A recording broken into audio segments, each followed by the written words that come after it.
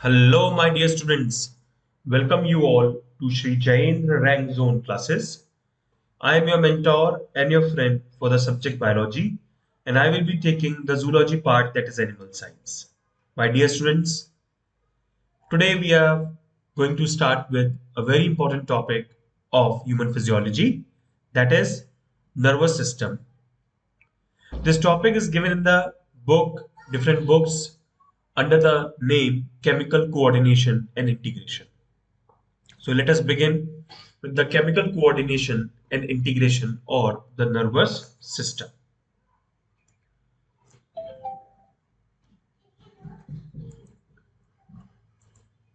Introduction. In all the multicellular animals, when we talk about that how unicellular organisms they need to evolve, they need to develop, they need to update into a multicellular organism, the most important requirement is the state of consciousness. The multicellular organisms they need to perform multiple tasks at the same time. That is why they need to synchronize all these functions which they are performing or which they are planning to perform in a good way, in a well-mannered way. So in all multicellular organisms, when we talk about the multicellular organisms, they are highly developed. Why? Because they are having division of labor, they are having specific cells performing specific functions. But the fact is that which part of the body, which part of the cell is going to control all these functions. Okay. In all the multicellular organisms, animals above the level of sponges, or sponges, they have cellular grid of organization.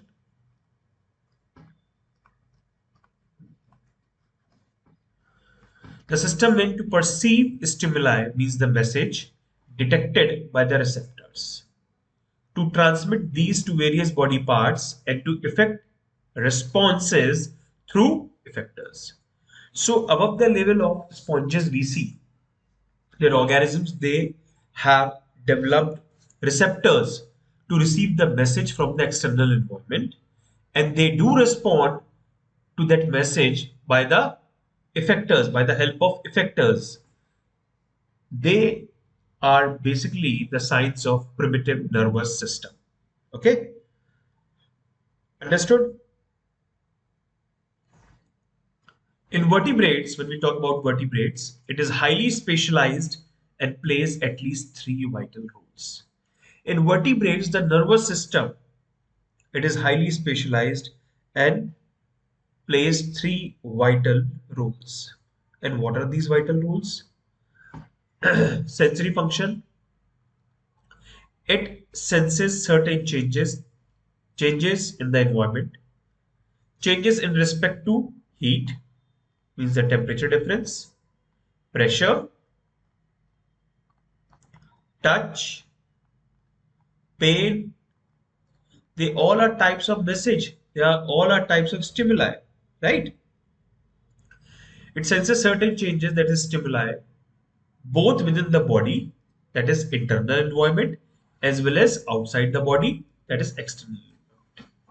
The sensory function played by a nervous system is basically helping to understand, to read the internal environment as well as to turn the pages and to read the pages of external environment by helping to coordinate the internal and external environment. Right?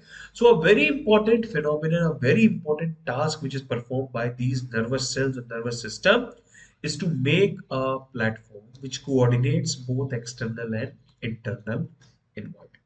Okay. Now, integrative functions. What are these integrative functions?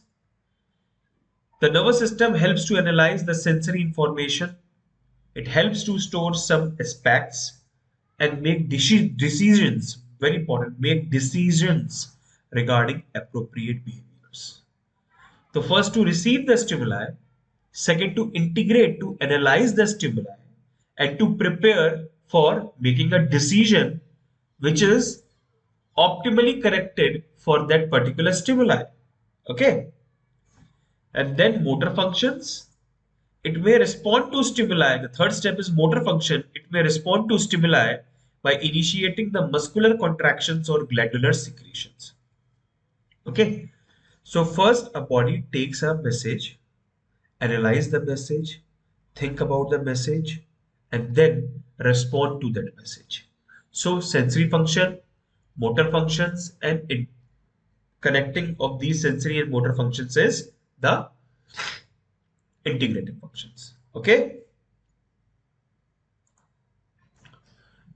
Nervous system in various animals. We will talk about the lower invertebrates because in vertebrates it is highly developed. Okay. Coelenterata. They have true nerve cell. True nerve cell. The nerve cell for the first time. For the first time. Or the ganglionic cells for the first time occur in these coelentrates. Please remember this first time verdict because I am telling you again and again. I am emphasizing on this term again and again because it's a part of question. They are derived from intestinal cells of epidermis. They are basically derived from intestinal cells of epidermis, forming a nerve net, a net of nerve, a plexus of nerve, known as nerve plexus, below whole epidermis. Apolar neurons are found in coelenterata. So coelentrates, they have true nerve cell or ganglionic cells which appear for the very first time in coelentrates. They are derived from intestinal cell of epidermis. They make a mesh-like network. They make a net, a kind of in Hindi it is known as what jal. Okay, make a nerve plexus. Okay, below epidermis. Okay, polar neurons, when we study about the classification of neurons, the nerve cell, okay, so they have polar neurons, they have two poles, okay, are found in coelenterata, polar neurons. Plateal venous, second comes plateal venous. Nervous system of planaria marks the beginning of centralized nervous system. So the concept of centralized nervous system comes from planaria, encountered in higher animals. That is why that is made up of brain, cerebral ganglia, two lateral longitudinal nerve cords, numerous peripheral nerves, and transverse commissures or connectives. This is sometimes called ladder type of nervous system. So ladder type of nervous system in which there is a central nervous system, there is a brain or a central ganglia, which is further distributed or which further supplies with two lateral longitudinal nerve cords, which further divided into peripheral nerve, which supplies to all the body parts, and transverse commissures, which connect the peripheral nerves to each other. Okay, so this is known as what the ladder type of nervous system, which basically comes into existence in planaria. So coelentrates first true nerve cell or ganglionic cell, and planarians the ladder type of nervous system or the centralized nervous system. Okay. In nematoda or the round worms, that is Ascaris, these systems made up of central nervous system, peripheral nervous system, and rectal nervous system. Okay. So in nematoda or Ascaris, they have central nervous system, peripheral nervous system, and rectal nervous system. Rectal nervous system more developed in male. Rectal nervous system is more developed in male in comparison to females. Okay. So males have more developed rectal nervous system. Ascaris with dorsal ventral and lateral nerve cords. Ascaris basically having dorsal, ventral, and lateral nerve cords. So in nematoda, they have central nervous system, peripheral nervous system, and rectal nervous system. And rectal nervous system is highly developed in, or more developed in males in comparison to females. Ascaris is having dorsal, ventral, and lateral nerve cords. Okay. Now, Annelida. The nervous system well developed and concentrated. Okay, and it leads the nervous system is well developed and it is concentrated. Okay, it consists of three parts: central nervous system, peripheral nervous system, and sympathetic nervous system. Okay, central nervous system, peripheral nervous system, and sympathetic nervous system. Central nervous system made up of nerve rings, very important, and ventral nerve cord. Central nervous system is made up of nerve rings and ventral nerve cord. Nerves are of mixed type, both sensory and motor, consisting of both afferent, that is sensory, and efferent, that is motor fibers. Okay. So in annelids, the nervous system is well developed and it is concentrated. Okay, it is not randomly distributed. It consists of three parts: central nervous system, peripheral nervous system, and sympathetic nervous system. The central nervous system is having a ventral nerve cord and a nerve ring. Nerves are of mixed type in both sensory, that is afferent, and motor, that is efferent. Okay, fibers. Now, orthopodals. The nervous system of prawn or orthopods is of annelidal type. Very important. Okay, please pay attention to it. The nervous system of prawns or orthopods is of annelidal type. It basically mimics the nervous system of annelida. Okay, mimics the system of annelida. However, it is somewhat larger and has more fusion of ganglia. Okay, although it is more, large than comparison to annelids and more fusion of ganglia. It consists of central nervous system, including brain, which is connected to the ventral ganglionated nerve cord through a pair of circumesophageal commissures. Okay, so the nervous system in orthopods is basically large in comparison to Annelida, but almost same. Okay, the central nervous system, it includes brain, which is connected with the ventral nerve cord, ventral ganglionated nerve cord, through a pair of circumesophageal commissures. The peripheral nervous system, including nerves, and the last sympathetic nervous system in orthopods like cockroach, sympathetic nervous system, also known as stomatogastric nervous system, made up of four ganglion and retrocerebral complex. So the three parts is same as of Annelida, that is central nervous system, peripheral nervous system, and sympathetic nervous system. But in case of orthopodons like cockroach, the last, that is sympathetic nervous system, is basically known as stomatogastric nervous system, which is made up of four ganglion and retrocerebral complex. Okay, so retrocerebral complex, four ganglion, they are present in cockroach. Okay, now molluscans. In gastropods, molluscans, they have different categories: gastropoda, cephalopoda. So gastropoda, example pila, it consists of paired ganglia which are paired. Okay, commissures, it contains paired ganglia, commissures, and connectives, uniting them and nerves running from these central organs to all the parts of the body. Okay, so in molluscans like gastropodals, example pila, they consist of paired ganglia, paired commissures, and paired connectives, which help to actual, unite each other. Okay, and the nerves running from these central organs to all the parts of the body. Okay, it has various types of ganglia, as cerebral ganglia, buccal ganglia, or cerebral ganglia, buccal ganglia, pleuropedal ganglia, supraintestinal ganglia, and visceral ganglia, etc. So in gastropods, especially pila, they contains different types of ganglia. Okay, like cerebral ganglia, buccal ganglia, pleuropedal ganglia, supraintestinal ganglia, and visceral ganglia.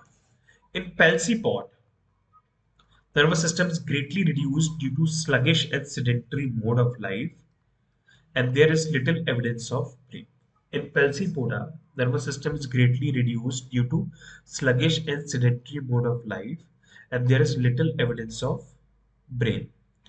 Okay, but in cephalopod, which shows a high grade of organization attained only by some insects and arachnids among the other invertebrates. So, in cephalopoda, in which there is a good development which can be seen, okay, so the level of development, especially in the nervous system, in cephalopods is comparable to some of the insects and some of the arachnids, among other invertebrates. So it is all about the molluscans, okay, dividing into three categories of cephalopods, gastropods, and pensipod. Okay. Now comes echinodermata. Echinodermatas, they have simple and primitive type of nervous system. They have simple and primitive type of nervous system. It has a form of a nerve net. They have a nerve net. As nerves net, you can see, you got to know about the nerve net in the sponges. Okay, not sponges, coelent turtles. Okay, so it has the form of nerve net. It's like in coelent turtles, consisting of nerve fibers and few ganglionic cells, all confined to the body wall. They all are present in the body wall except the visceral nerve. Except the visceral nerve. Okay, this visceral nerve plexus is situated in the gut wall. Okay, so echinoderms, they have simple and primitive type of nervous system. It has a form of nerve net consisting of nerve plexus, okay, nerve fibers and ganglionic cells. Okay, they all are confined to the body wall except the visceral nerve which is present in the gut wall. At certain places, the nerve tissues is concentrated to form distinct nerve cords. Okay, so there is a random distribution of these all forms of nervous tissue, whether in the form of nerve cord, nerve net, nerve plexus, ganglions, nerve fibers, like that. The random distribution is concentrated to form distinct nerve cords. It is made up of superficial or ectoneural nervous system, hyponeural or deep nervous system, aboral or coelomic nervous system, and visceral nervous system. So superficial or ectoneural nervous system, hyponeural or deep nervous system, and aboral or coelomic nervous system, they all are basically the ganglions are present on the gut wall. But the visceral nervous system, the ganglions are present in the gut wall. So please remember, okay, the visceral nerve is present in the gut wall, visceral nerve plexus. Okay. So this is about echinoderms, echinodermatas. Okay. Now hemichordates. Hemichordates, the nervous system is of primitive type. Nervous system is of primitive type. Okay. Resembling that of coelentrates and echinodermatas with both dorsal and ventral nerve cord. So hemichordates, especially the nervous system, is of primitive type resembling that of coelentrata and echinodermata of both dorsal and ventral nerve cord. Chordates, nervous system well developed and formed by ectoderm. Okay, it is formed by the central nervous system, peripheral nervous system, autonomic nervous system in chordates. Okay, so hemichordates, they also have primitive type resembling that of coelentrates and echinoderms with both dorsal and ventral nerve. Now comes the development of central nervous system in humans. The nervous system begins to develop in the third week of gestation, third week of the development from ectoderm, Okay, so during the third week of embryological development,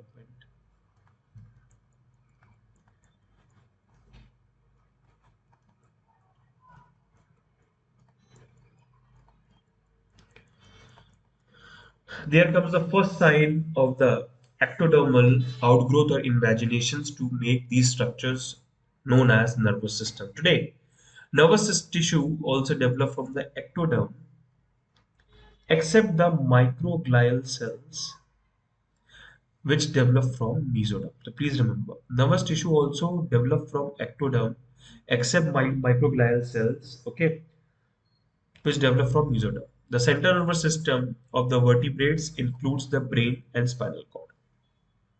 The central nervous system of vertebrates includes brain and spinal cord. They are derived from longitudinal mid-dorsal ectodermal thickening of the embryo called as the medullary plate or the neural plate. They are derived from longitudinal mid-dorsal ectodermal thickening of the embryo called the medullary plate or the neural plate, which is the first embryological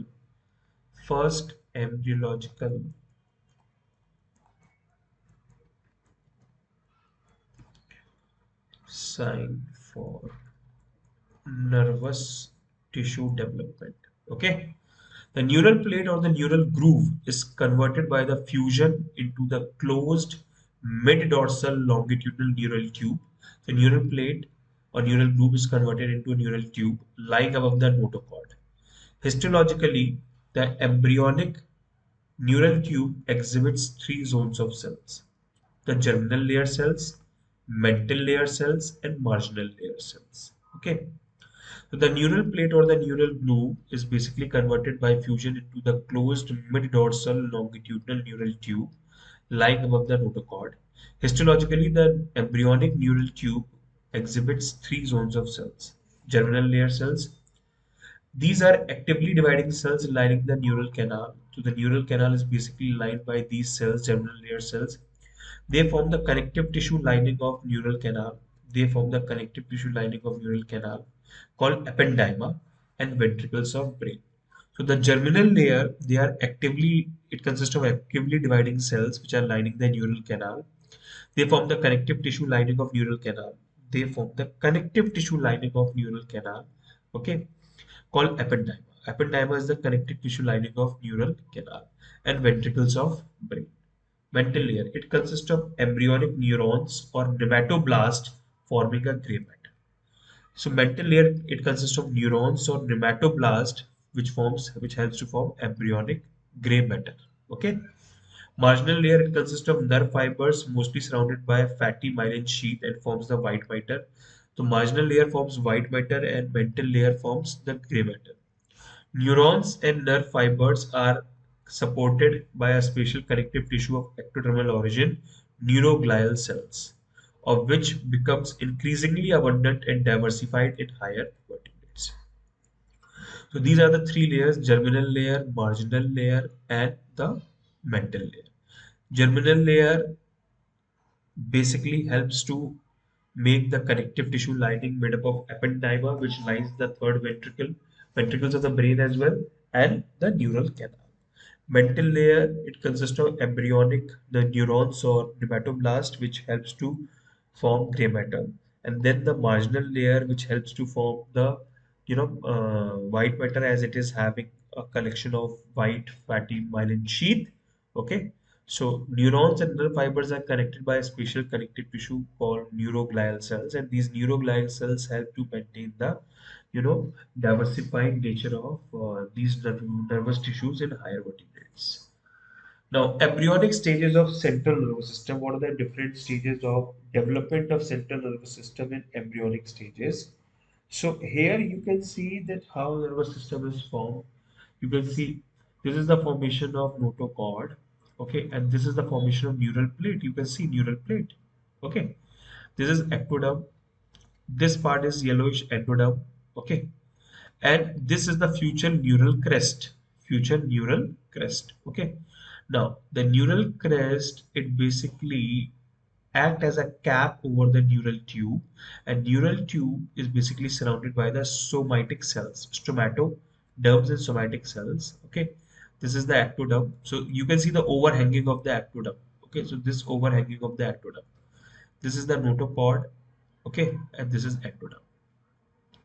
Now you can see the neural flow folds, neural groove formation, notochord, endoderm. Okay, so this is the how the embryonic stages of central nervous systems are developed. You can see the different types of sinuses over here, that how these are developed. So neural tube, which is surrounded by the neural crest. Okay, so they demarcates the embryonic stages of central nervous system development.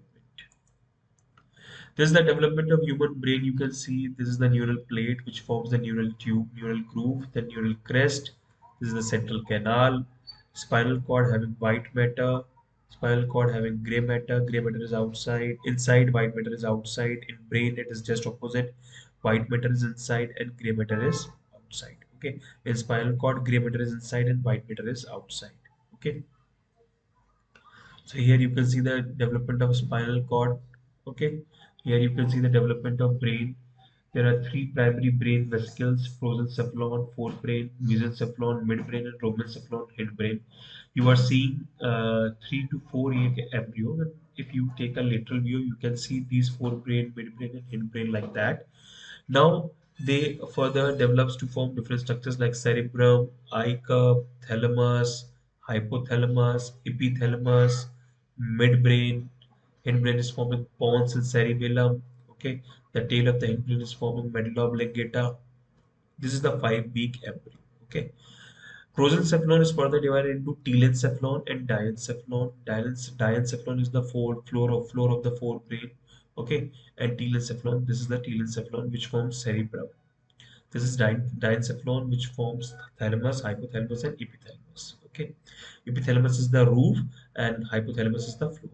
Okay, then mesencephalon is the midbrain. Then metencephalon and myelencephalon is the hindbrain. So you can see the development and the classifications of the parts of prosencephalon, that is forebrain, mesencephalon, that is midbrain, and rhombencephalon, that is hindbrain. Okay. Prosencephalon of forebrain is further divided into telencephalon and diencephalon. Telencephalon forms cerebrum, okay, and diencephalon helps to form the thalamus, eye cup, hypothalamus, and epithalamus. Mesencephalon helps to form midbrain. Metencephalon helps to form pons and cerebellum, and myelencephalon helps to form medulla oblongata. Okay, this is the development of human brain. You can see, okay, frontal section. This is the rhombencephalon hindbrain. Okay, this part is the mesencephalon middle layer, midbrain, and this part is the prosencephalon or forebrain. Developing eye, developing heart. Okay, there's a lateral view of right side. Then frontal section you can see telencephalon, diencephalon. This is telencephalon part. This is diencephalon part. Okay, this is mesencephalon part, middle part. This is metencephalon part, metencephalon, and this is myelencephalon part. So metencephalon and myelencephalon, they comes under hindbrain, midbrain, and the diencephalon, telencephalon, forebrain. This is cerebral hemisphere. These are lateral ventricles, lateral ventricles. This is optic vesicle. This is the third ventricle, third ventricle. This is optic vesicle. These are third ventricles, cerebral aqueduct from CSF which flows. This is the fourth ventricle. Okay. So I will be covering in all these parts. I will discuss all these parts in the coming videos. Okay. This is the developing ear. You can see very important. Metencephalon, mesencephalon, same. Everything is same. Okay. So although the embryological, you have to just go through the questions which are with, when I'll make you practice the questions about the embryological importance. Later, going into such deep is not required.